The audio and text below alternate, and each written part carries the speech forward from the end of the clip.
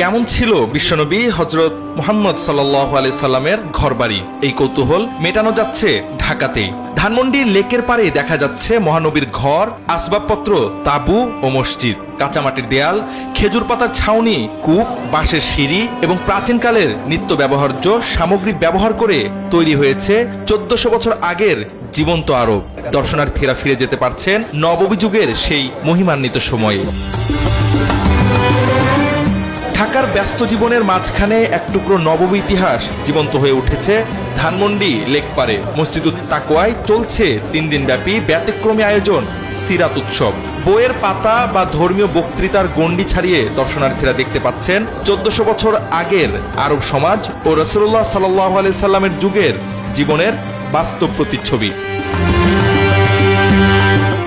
বিশেষ আকর্ষণ হিসেবে রাখা হয়েছে ফাতেমা রাদিয়াল্লাহু তাআলা আনহা এর ঘরের আদলে নির্মিত একটি কক্ষ, যা সরলতা আর পরিমিত জীবনের এক অনন্য নিদর্শন হিসেবে উপস্থাপিত। পাশাপাশি রয়েছে আম্মাজান আয়েশা রাদিয়াল্লাহু তাআলা আনহা সহ উম্মুল মুমিনিনদের ঘর, যা মাটির দেয়াল ও প্রাকৃতিক উপাদানে তৈরি করে তুলে ধরা হয়েছে নবীজির জীবনের আত্মিক অধ্যায়। প্রদর্শনীতে দর্শনার্থীদের চোখ পড়বে নবীজির মেম্বারের আদলে নির্মিত একটি স্থাপনা, যা স্মরণ করিয়ে দেয় ইসলামী দাওয়াত ও রাষ্ট্র গঠনের সূচনা লগ্নকে।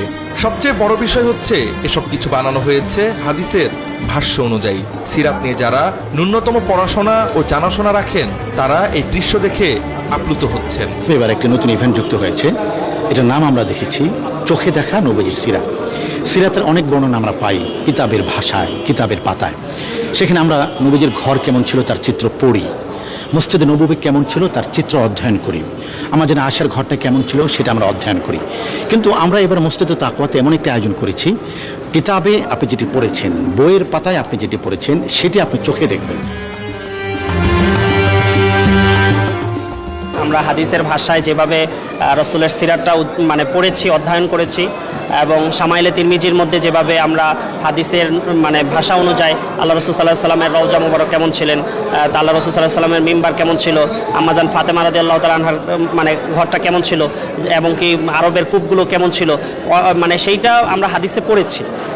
সেটা বাস্তবিকভাবে তাকওয়া সোসাইটি যে এত সুন্দর একটা আয়োজন করছে, যে একবারে হাদিসের নমুনায় হুবহুব তারা সর্বোচ্চ চেষ্টা করেছে হুবহুব নমুনাটাকে মানুষের সামনে পেশ করা। শুধু বড়রা নয়, স্কুল কলেজের ছাত্রছাত্রীদের মধ্যেও দেখা যাচ্ছে ব্যাপক আগ্রহ। পাঠ্যপুস্তকে পড়ে আসা ইতিহাস এখানে বাস্তব রূপে দেখা যাচ্ছে। ফলে শিশু কিশোরদের মধ্যেও ইসলামী ইতিহাস ও সিরাত সম্পর্কে জানার একটি নতুন আগ্রহ তৈরি হয়েছে। অনেক প্রতিষ্ঠান থেকে দলগতভাবে শিক্ষার্থীদের নিয়ে আসা হচ্ছে প্রদর্শনী ঘুরে দেখা।